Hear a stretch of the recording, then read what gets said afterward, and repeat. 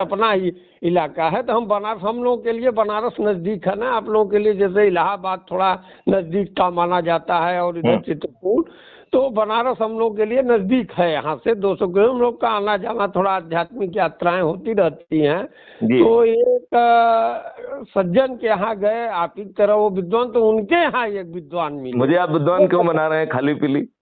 नहीं नहीं, आप हैं, देखिए खाली पीली की बात नहीं है। देखिए जो है और मैं सीखी नहीं आपके, कोई माने आदमी कहता है कि अलग से कोई आप पर अवार्ड या कोई तमगा, आप तो पुलिस अफसर हैं तो तमगा वाली भाषा आप समझेंगे, तो तमगा नहीं है। विद्वान विद्वान है तो जो है उसको बोला जाएगा, जो है तो बोला जाएगा ना। और एक बात और है, सच सच एक बात बोल रहे हैं कि आप गलत गए पुलिस विभाग की नौकरी पे ना। नहीं नहीं नहीं, बहुत सही गए। यदि मैं पुलिस का डीजी नहीं होता, यदि मैंने इंटरनेशनल बॉर्डर से लेके सब तरीके के इनके चरित्रों को न जाना होता, तो मेरी आवाज में वो बुलंदी नहीं होती।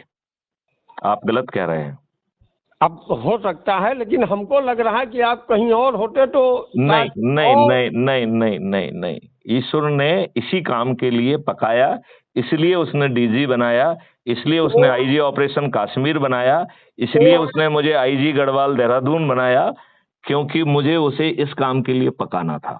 जानते हैं साहब, तो वहाँ 90 वर्ष के व्यक्ति वो वही जहिया पहने हुए, लुंगी धोती पहने, वो भी थे, तो उनको भी ये लोग बुलाए थे कि भाई कुछ ये भी बोलेंगे, लगे ये क्या बोलेंगे भाई, एकदम जैसे माने दांत पाखुल पाखुल सब टूट गया था, लेकिन ये हर तरह से स्वस्थ थे।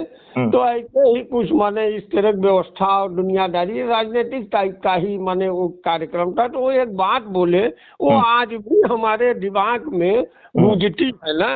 वो बोले बोले देखो तुम लोग जो भी बात कर रहे हो, या तो पढ़ करके या सुन करके, कहे जो भी तुम कहानी किस्सा कर रहे हो, ये 20 साल 18 साल पहले की बात है ना। तो बोले कहे जो जो तुम लोग कहानी माने कर रहे हो वो सब हम देखे हैं आँख से। माने 1942 का आंदोलन और भी उस दौर की जो माने बड़ी बड़ी चीजें थी उस समय की, तो बोले हम सब देखे हैं। तो तुम हमको क्या, हमसे हुंकारी क्या भरवा रहे हो कि क्यों, सही है ना, सही है ना। हम तो जान रहे हैं, तुम लोग आपस में समझो सही है कि गलत है, उनका बात बता रहे हैं। तो वो एक बात बोले, बोले कि कहें देखो अगर इस व्यवस्था से अगर तुमको घृणा है, कहें ये तो मैं जान रहा हूँ कि ये व्यवस्था लूटे, वो बोले कहें कहें ये तो लूटने के लिए बनी है। वो बीएचयू के रिटायर्ड प्रोफेसर भी थे, मतलब अब तो चले गए, संसार को अलविदा कह दिया उन्होंने। तो बोले बोले देखो ये व्यवस्था सूट बूट वाला आदमी ने लाया है इस देश में, और सूट बूट वाला आदमी ही इस व्यवस्था को चलाया है। वो पंडित नेहरू को बोले कि वो सूट बूट वाले आदमी थे, वो अपनी भाषा में जो बनारसी लहजा होता है उस भाषा में वो बोले, और खड़ी बोल भी नहीं रहे, बनारसी वाली नहीं। वो सूट बूट वाले जो है भरत जैसे खड़ाऊ वाले थे, पादुकाएं तो अंग्रेजों की ही थी। हाँ नहीं नहीं, तो वो बोले कि सूट बूट वाला ही चलाया। और कहा इस व्यवस्था का वेधन करके इसके नाभि में तीर भी कोई सूट बूट वाला आदमी ही गाड़ेगा ना। हाँ, ये बात उनकी, आज इस बात का काट हम कई विद्वानों से मिले हैं ना। कई, एक आप भी विद्वान आज माने जीवन में, उन विद्वानों की लिस्ट में एक आपसे भी बात करना आज का माने दिन अच्छा रहा है कि एक होनहार पर्सनालिटी से मेरी बात हो रही है। ये माने ये याद रहेगा, क्योंकि आपसे जुड़ेंगे तो ये, लेकिन ये दिन थोड़ा विशेष तौर पर याद रहेगा कि आपसे हम संवाद कर रहे हैं ना। तो बोले कि उसी व्यवस्था का याद रखना, कोई खड़ा हुआ वो करपात्री जी महाराज को बोले बोले वो धरना करके गोली खा के मर गए, तो उनसे बड़ा सिद्ध यति तपस्वी इस युग में नहीं हुआ है। करपात्री जी महाराज के उनको धर्म सम्राट कहा जाता है, वो बताए उनका मैं बात बता रहा हूँ। हम इसमें अपना एक कामा फुल स्टॉप भी नहीं जोड़ रहा हूँ। वो बात बोले 20 मिनट तक उन्होंने बोला था। तो बोले करपात्री जी महाराज नहीं टिक पाए, कहे शंकराचार्यों की चारों गड्डियां फेल हो गई उनके सामने। कहे याद रखना, कहे जब टूटेगा ये जाल, वो बोले वो जाली बोले, कहे ये जाल जो लोहे का है सिकड़ी, कहे तभी टूटेगा, कहे जब उसी व्यवस्था से निकल के कोई आदमी आएगा वही इसके नाभि में तीर मारेगा। बहुत सही, बहुत सही, बहुत सही, बहुत सही, बहुत सही। ये मैं अपना बात नहीं बोल रहा हूँ, देखिए आप बहुत सारी टेक्निकल चीजें बताए हमको, क्योंकि क्या है कि मैं बहुत सारी टेक्निकल चीजें नहीं समझ पाता हूँ ना। हमारा जो शुरुआती दौर रहा है, जैसे होता है ना कि कुछ मिलिटेंट ऐसे होते हैं 15-16 साल में मिलिटेंसी में चले जाते हैं ना, आपकी भाषा में बात कर रहा हूँ। ठीक है आप। हम लोग 15-16-17 साल में जब पढ़ने का उम्र था, शायद उसका मैं खामियाजा भी भोगा हूँ।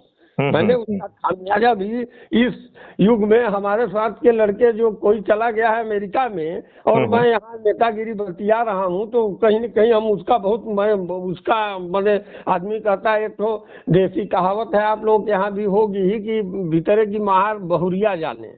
मैंने जैसे घर के अंदर मार जो होता है पुराने जमाने की, अब तो भाई बहुओं से सास ससुर खुद डर रहे हैं, हम लोग तो फैमिली कोर्ट में रोज देख रहे हैं।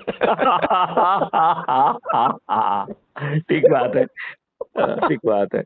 अब यदि खुद मारना मिले तो वही बहुत बड़ी बात है, मारने की तो बात छोड़ ही दीजिए, है खुद को ना पीटा जाए, इतनी बड़ी बात है। तो अब ये बात, लेकिन वो पुराने जमाने की कहावत थी कि भीतर एक मार बहुरिया जाना।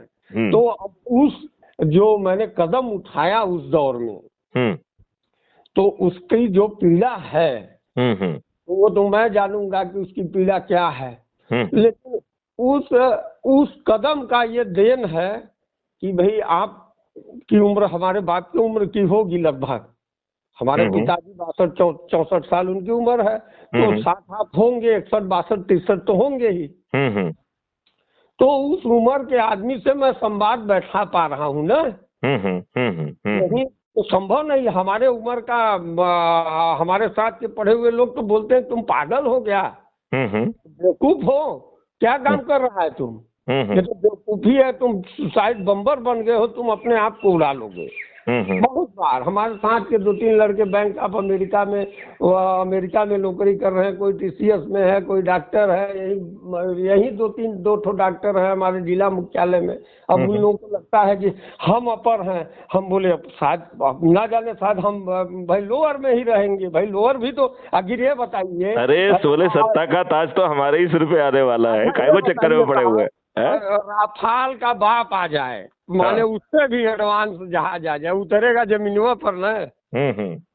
अब जैसे ये बोल लिया जाए नीचे ATC बोल दे उतरना भर मत साथे, तो मर जाएंगे वो लोग। ठीक बात है। हाँ, तो फिर अब वो बात को आगे बढ़ाएं। आपने वो साधु जी की जो बात थी कि एक सूट बूट वाला आएगा और इनको करेगा। हाँ, ये बात जो है कबीर दास ने भी कही है और रहीम ने भी कही है और ये बाबा जय गुरुदेव ने भी कही है जी। ये सुभाष चंद्र बोस के बारे में भी कहा गया है कि एक अद्भुत सेनानी होगा जो जो जो ये सब परिवर्तन लाएगा। और कहा जा रहा है कि सुभाष चंद्र बोस की आत्मा अभी भी विभिन्न रूपों में घूम रही है। हाँ, वो तो आध्यात्मिक व्यक्ति बन गया था। वो पहला माने जैसे रामलीला में होता है भाई, आदमी पिक्चर तो थोड़ा ये बहुत गंदा चीज है, पिक्चर को तो अच्छा चीज नहीं मानते हैं लोग, बड़ा नक्शा टाइप के लोग हैं सब, मतलब इनके बारे में क्या कहा जाए पिक्चर वालों के। लेकिन रामलीला जो गांव में भाई हम लोग का ये जंगली इलाका है, यहाँ अभी भी होता है। अब तो भाई आप बचपन में देखे ही होंगे, अब कहाँ देखने का अवसर मिलता होगा। लेकिन रामलीला का पात्र जो होता है, कोई कोई उसमें कलाकार होते हैं, रावण का भी रोल कर लेते हैं, राम का भी रोल कर लेते हैं, जो कल भी बन जाएंगे। और सीता कहीं चली गई, सीता भी साड़ी पहन के बैठ जाएंगे। तो सुभाष चंद्र बोस हिंदुस्तान के पिछले 100 साल के इतिहास में एक व्यक्तित्व, पर्सनालिटी ऐसा हुआ है जो वास्तव में एक सैनिक संत बन सकता है। यह सुभाष चंद्र बोस ने ही ये उदाहरण प्रस्तुत किया है समाज के आगे कि एक वर्दी लगाया हुआ भाई, आखिर आप DGP थे तो माने मूलतः तो आप सैनिक ही न थे। बिल्कुल बिल्कुल बिल्कुल बिल्कुल। तो वो एक सेनानी, अद्भुत सेनानी होगा, दिल में रूप बदलेगा, तो ऐसा बहुत सारा काम था। चलिए हाँ, anyway। वो एकदम संत के भी भूमिका में उनकी जो अंतिम समय की फैजाबाद की वगैरह की फोटो वोटो, ये तो इधर 2-3 साल में बड़ा भाई गरमाया मुद्दा है। लॉकडाउन में तो हम सुभाष चंद्र बोस का फोटो देख रहे थे मोबाइल में कि हाँ। चलो भाई कम से कम इस युग में, हमारे युग में भाई, हम लोग के लिए तो आप लोग जो कहानी किस्सा बताएंगे वही ना जानेंगे हम लोग तो थे नहीं। आप लोग तो कम से कम इमरजेंसी जानेंगे, इंदिरा गांधी की हत्या जानेंगे, और राम मंदिर आंदोलन। हम लोग के लिए तो ये सब मतलब वो है कि भाई हम लोग के लिए यही आज़ादी की लड़ाई है ना। ठीक बात है, हम ठीक लोगों बात। के लिए यही आज़ादी की लड़ाई है। आप लोगों के मुंह से कभी तो सुने अब नहीं राम वो उन्होंने और क्या कहा था, तो सूटेड बूटेड आदमी आएगा और इसको चेंज करेगा, जो इस व्यवस्था से निकल के आएगा। कहाँ वो कहाँ से आएगा, ये कहाँ वो बनारसी बोली का ही मत बोलो आवे यार। क्या बोला? क्या मतलब कि वो एक को पूछे कि कहाँ से आएगा, मतलब कहाँ से, बनारस से आएगा, दिल्ली से आएगा। बनारसी आदमी जानते ही है, तो कि खोदने लगे कि भाई आदमी पिंच नहीं करता है। अरे बताओ और बताओ। और क्योंकि वो अपने स्टाइल लहजे में बड़ा अच्छे से बात बोले, तो बोले ये अब कहाँ से आएगा कोई पता नहीं है। तो बोले कहीं आजकल तो भाई चंद्रमा पर लोग जा रहे हैं, कहीं चंद्रमा पर से न उतर के आ जाए, वही उधर कोई बस्ती बस गई हो। तो वो मने फिर बात को घुमाए, बोले वही आके इनके नाभि में तीर गाड़ेगा। कहा तुम लोग तो मत सोचना बनारसी लोग धोती लगा करके तुम लोग लड़ पाओगे। बोले ना तुम मुगलों से लड़ पाए ना अंग्रेजों से लड़ पाए। कहा मुगलों से, तो कहा मुगलों से इसलिए नहीं लड़ पाए कि तुम मुर्गा नहीं खाते थे। भाई तुमको लड़ने के लिए सामने वाला राक्षस है, तो तुम्हारे अंदर अपनी राक्षस प्रवृत्ति को जगाना पड़ेगा अवचेतन में। साधु बन के कोई लेके बम बांध के पेट में खड़ा है, कहा ओम भूर्भुवः स्वः, मारेगा तीनों पड़ा काम बेहोश कर देगा तुमको। और लिए राइफल दिखाओगे साला, हो सकता है डर के भगी जाए। तो वो एक बात बोले। तो अब बात आगे बढ़ाई जाए। हाँ बढ़ाइए तो ऐप को डाउनलोड कर लिया आपने, उसकी प्रोफाइल में चले गए, उसमें से जो है ना आपने शेयर ऑन व्हाट्सएप किया, तो ऑटो जनरेटेड मैसेज आ गया। उस मैसेज से जो जुड़ेगा उसमें आपका नाम आएगा। आप 10 लोगों को जोड़ेंगे तो आप जिलाधिकारी बन जाएंगे, 50 को जोड़ेंगे तो राज्य अधिकारी बन जाएंगे, 100 को जोड़ेंगे तो राष्ट्रीय अधिकारी बन जाएंगे। और राष्ट्रीय अधिकारी बनते ही आपको बहुत सारे प्रिविलेज मिल जाएंगे। एक प्रिविलेज है कि आप मुझसे आके मिल सकते हैं। अभी हमने नियम बना दिया है कि जब तक कोई राष्ट्रीय अधिकारी की पात्रता प्राप्त नहीं कर लेता है, मैंने किसी से अब ना मिलने का प्रण लिया है। अरे बाप रे बाप, बाप रे बाप। राइट। और वो राष्ट्रीय अधिकारी बन जाएगा तो वो मुझे बुलाएगा, तो मैं वचनबद्ध हूं वहां पहुंचने के लिए। अरे वाह वाह वाह वाह वाह। और तीसरा है कि वो राष्ट्रीय अधिकारी बन के क्राइम फ्री भारत मिशन का कार्यालय खोल करके हमारा अधिकृत हस्ताक्षरकर्ता बन जाएगा, और वो सभी विभागों से जो भी पीड़ा आ रही है वो लोगों को राहत पहुंचाएगा। और इस काम को सपोर्ट करने के लिए बहुत सारी बड़ी वेबसाइट काम करेगी। यदि उसकी बात नहीं सुनी जाएगी तो सरकारें धराशायी हो जाएंगी। अरे वाह वाह, इस पर एकदम माने ये तो खैर हो गया। एक होता है ना कि 100 अधिकारी। एक तो बात है साहब, देखिए मोटा बात हम कर रहे हैं। हेलो, सुन रहे हैं ना? हाँ बिल्कुल सुन रहा हूँ। हाँ, तो ऐसा है कि एक तो होता है कि भाई ठीक है, कहाँ कहाँ की कर्मकांड कर्मकांड होता है ना। अक्षत लीजिए तो फूल लीजिए, तो कहाँ कहाँ जनेऊ चढ़ाइए, कहाँ रोली लगाइए, ये हो गया कर्मकांड। और एक होता है भाई विधि विधान यज्ञ धर्म, और एक होता है मनसा।